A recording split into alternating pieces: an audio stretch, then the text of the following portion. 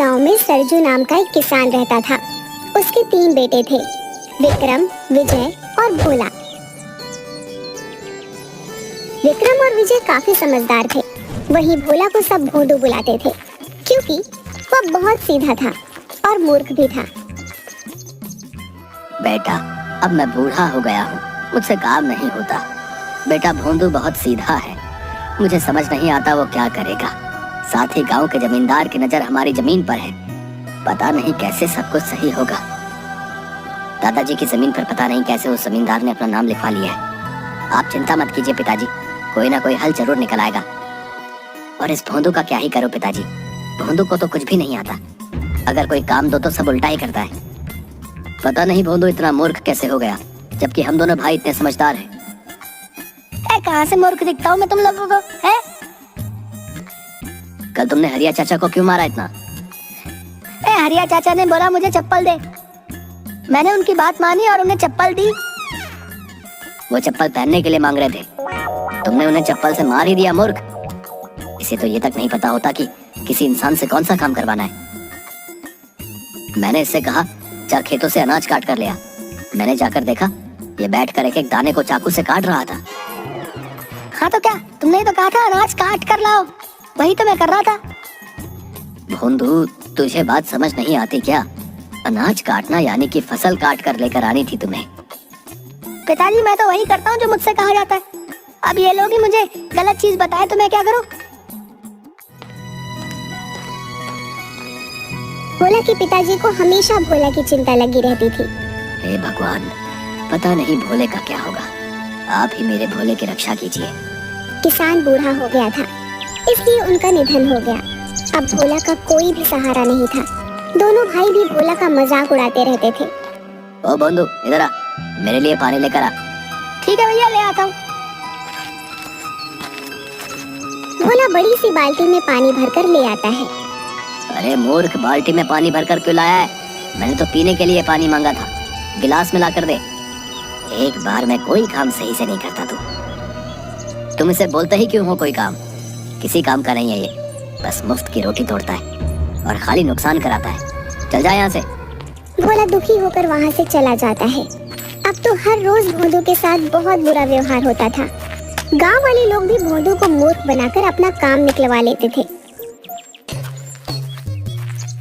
भोला बेटा, मेरे कमर में बहुत दर्द है, जरा मेरे खेत जोत देगा तू?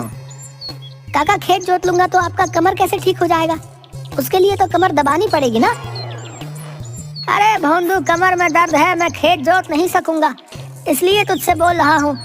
तू भी ना, तो ऐसा बोलो ना काका, खुद गलत बोलते हैं सब और फिर मुझे मूर्ख ठहराते हैं, बताइए। हाँ बचवा, हाँ हम ही मूर्ख हैं। जा खेत जोत, मेरे कमर की चिंता तू ना कर। भोंदू मूर्ख जरूर था, पर वह बहुत मेहनती था।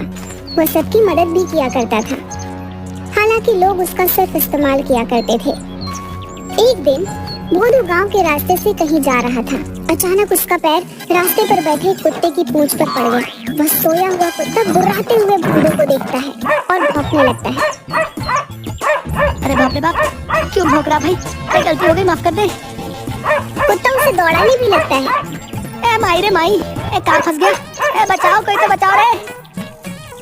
दौड़ते दौड़ते भोंदू जंगल में आ जाता है। वह जंगल के अंदर जाते जा रहा था, उसे पता ही नहीं था वह कहाँ जा रहा है। भोला भोंदू अपने घर का रास्ता भी भटक गया था। उसे जंगल की एक और लड़की दिखाई देती है जो सूखी लकड़ियों को जमा कर रही थी। ये कौन सी जगह है? ये तो जंगल है, आप यहाँ कैसे आ गए? यहाँ तो कोई आदमी नहीं आता जाता। मैं रास्ता भटक गया हूँ, मुझे नहीं पता मेरा घर कहाँ है। उसके बाद भोंदू ने सारी बात उस लड़की को बता दी।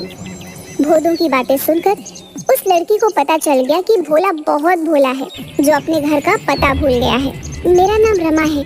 चलो कोई बात नहीं, जब तक तुम्हें तुम्हारे घर का पता नहीं मिल जाता तब तक तुम मेरे साथ मेरे घर चलो। मैं लकड़ियों को बेचकर अपना गुजारा चलाती हूँ, जो मिलेगा मिल बांट कर खा लेंगे, ठीक है?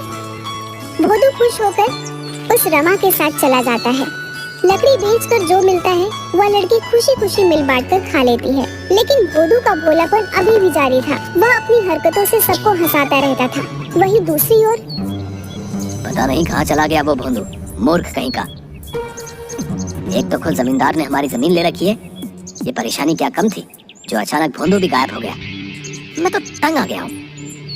चिंता मत करो, कोई ना कोई रास्ता जरूर निकल आएगा। इधर कुछ दिन बाद भोदू जंगल में लकड़ी का गट्ठर उठा रहा था। लकड़ी का गट्ठर बहुत बड़ा और भारी था, इसे भोदू ठीक तरह से उठा नहीं पा रहा था। अरे बाबा, ये लकड़ी का गट्ठर तो बहुत भारी है, उठ नहीं रहा। पता नहीं कैसे रमा इसे उठाती है। वहीं पास ही भोदू को एक पेड़ के नीचे एक साधु बाबा नजर आए, जो ध्यान लगाए बैठे थे। भोला भाला भोदू बिना कुछ सोचे समझे उन साधु बाबा को कहता है, ओ भाई, ये गठरी बहुत भारी है, थोड़ी मेरी मदद कर दो ना उठाने में। आप तो वैसे भी सो ही रहे हो। साधु ध्यान में मग्न था और साधु ने कुछ नहीं सुना। अरे अजीब इंसान है, नींद में इतना मग्न है कि किसी की कोई मदद को राजी नहीं है। ए, उठ जा भाई, उठ जा, मेरी मदद कर दे भाई। कौन मूर्ख है जिसने मेरे सालों की तपस्या भंग की? मैं ध्यान कर रहा था। मूर्ख, तूने मेरा ध्यान तोड़ दिया है। तू खुद को समझता क्या है? बहुत बुद्धिमान है तू। इतना घमंड है तुझे अपनी बुद्धि पर, मूर्ख इंसान। लो, अब आप भी मुझे मूर्ख बोल रहे हैं। आपको नहीं पता मैं कितना समझदार हूँ। सब बस मुझे ही मूर्ख बोलते रहते हैं। तू बहुत समझदार है ना? तुझे अपनी बुद्धि पर बहुत घमंड है ना? जा, मैं तुझे श्राप देता हूँ, तेरी बुद्धि पलट जाएगी। तू अभी जैसा है उससे ठीक उल्टा हो जाएगा।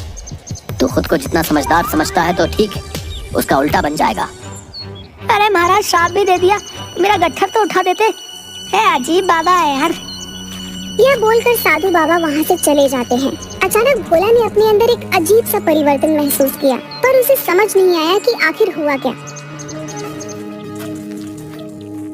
भोदू घर आता है। वहाँ रमा बैठकर लकड़ियों की कीमत का हिसाब लगा रही थी। आ गया, सारी लकड़ियाँ लेकर आए हैं ना? फिर रमा लकड़ी के पैसे जोड़ने में लग जाती है। 100 रुपए होने चाहिए। रमा, तुम गलत हिसाब लगा रही हो। झोपड़ी के पीछे जो लकड़ियों का बंडल रखा है, तुमने उसे बेचा ही नहीं है।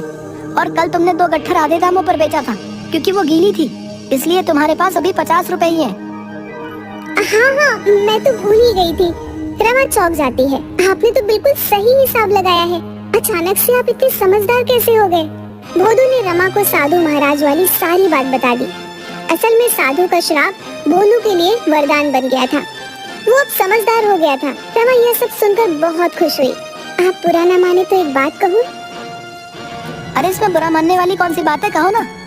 आप मुझे बहुत अच्छे लगते हो और हमारा एक दूसरे से जान पहचान भी अच्छा हो गया है। क्यों ना हम दोनों शादी कर लें? अरे रमा, क्या सच में मैं तुम्हें अच्छा लगता हूँ? मुझे मंजूर है। इसके बाद रमा और भोदू दोनों पास के मंदिर में जाकर शादी रचा लेते हैं। एक दिन, अब मुझे अपने गांव जाना है रमा। ठीक है, आप चले जाइए। जाऊंगा, पर अकेले नहीं, तुम भी मेरे साथ चलोगी। तुम मेरी अर्धांगिनी हो, चलोगी ना? अब मेरे सब कुछ आप ही तो हैं। मैं आपके बिना भला कैसे रह सकती हूँ?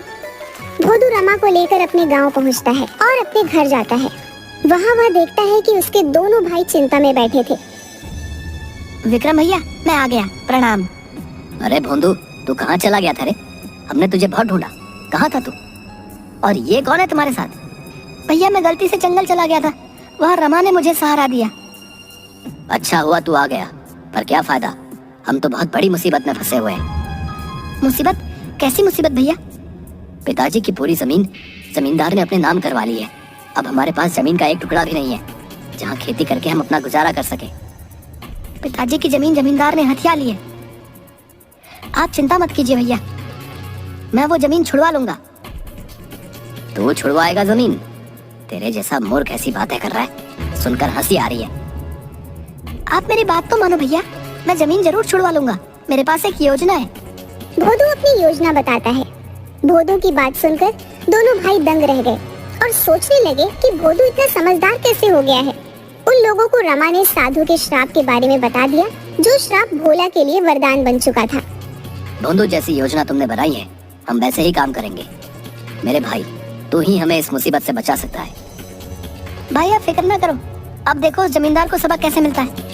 अगले ही दिन गांव में यह खबर फैलती है कि भोला के पिता के खेत में एक चुड़ैल रात को घूमती है। आसपास के लोगों में डर का माहौल छा गया। ये खबर जमींदार के पास भी पहुंची। ये मैं क्या सुन रहा हूँ? ये चुड़ैल कहाँ से आ गई? हाँ मालिक, आजकल सरजू की जमीन पर हर रात एक चुड़ैल घूमती नजर आती है और जैसे ही सामने जाओ वो गायब हो जाती है। गांव के 2-4 लोग तो बीमार हो गए हैं चुड़ैल को देखकर। क्या बेकार की बातें करते हो तुम लोग? आज मैं जाकर देखता हूँ। उसी रात जमींदार अपने 4 आदमियों के साथ चुड़ैल देखने के लिए सरजू के खेत में जाता है। ये गांव वाले सब सठिया गए हैं ससुरे। न जाने कौन सी चुड़ैल दिखाई देती है इन्हें। मुझे तो कुछ दिखाई नहीं दे रहा। तभी जमींदार के पीछे सफेद कपड़ों से लिपटी बाल खुले हुए कोई आता दिखाई दिया। जय हनुमान, जय हनुमान।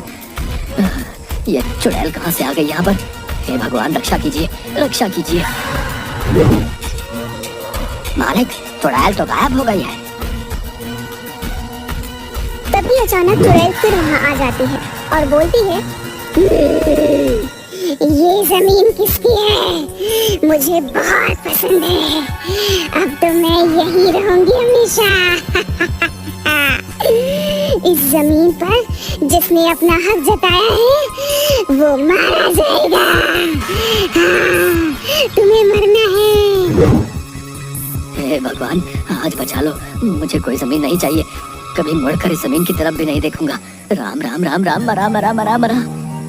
सब के सब लोग वहाँ से डरकर भाग जाते हैं। दूसरे ही दिन जमींदार ने वह जमीन विक्रम और विजय को वापस लौटा दी।